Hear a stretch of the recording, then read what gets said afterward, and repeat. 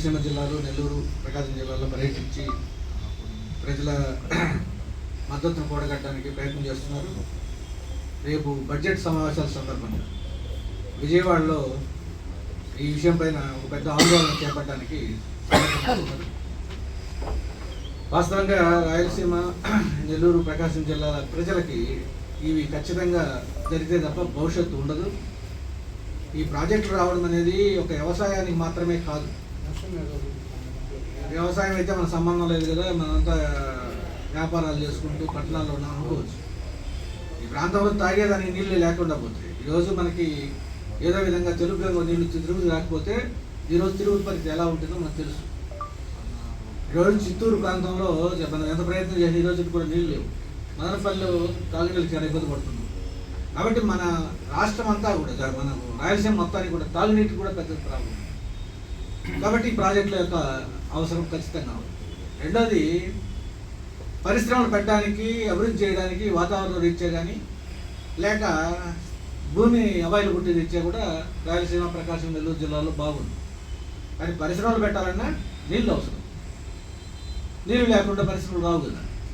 కాబట్టి ఈ మనం ఎటు అభివృద్ధి కావాలన్నా, ఎటువంటి ప్రయోజనం మన ప్రాంతానికి జరగాలన్నా, మన ప్రాంతంలో యువకులు ఉద్యోగాలు లేక పనులు లేక వలసపోయి బాధపడే పరిస్థితి లేకుండా ఇక్కడే అవకాశాలు ఏర్పాటు కావాలంటే తప్పనిసరిగా వీడు ప్రతిపాదించిన ప్రాజెక్టులు పూర్తి కావాలి. ముఖ్యంగా మనకందరికి కూడా ఎంతో ఆశలు రేకెత్తించిన విషయం ఏంటంటే కడప ఉక్కు ఫ్యాక్టరీ.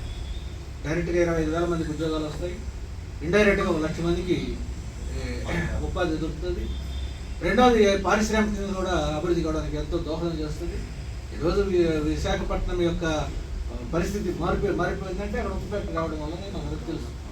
కాబట్టి అది విభజన చట్టాల్లో వాళ్ళు విభజన చేసేటప్పుడు మనకు హామీ ఇచ్చారు. ఈరోజు దాన్ని తప్పించుకొని దీనికి అవకాశం లేదు అది ఇది మాట్లాడుతున్నాం. ఈరోజు కూడా విశాఖపట్నం స్టీల్ ప్లాంట్కి గనులు లేవు, అయినా అది లాభాలు నడుస్తుంది. మరి మనకు పక్కనే కావాల్సిన ఐరన్ ఓర్ ఉంటే ఇది నడకపోవడం ఏంటి? కాబట్టి ఇది కూడా చాలా మోసపూరితంగా ఉంది.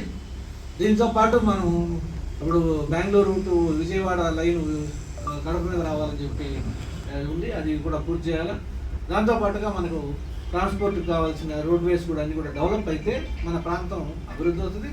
ఒక దీర్ఘకాలికంగా ఈ ప్రాంతంలో మంచి అభివృద్ధిని తీసుకురావడానికి ఒక ప్రతిపాదనలు తీసుకొచ్చి ప్రభుత్వాలు ఏ ప్రభుత్వం ఉన్నా ఆ ప్రభుత్వాన్ని ఒత్తిడి చేసి అయ్యే విధంగా చేయడం కోసం ఒక మంచి ప్రయత్నం ఈ యొక్క సంస్థ ప్రారంభించింది. మీరందరూ కూడా ఆశీర్వదించాలి. ఇది విజయవంతం కావడానికి దోహదపడాలని మీ ద్వారా ప్రజల్ని, ముఖ్యంగా పత్రికా విలేకరులు అందరూ కూడా విజ్ఞప్తి చేస్తూ సెలవు తీసుకుంటారు.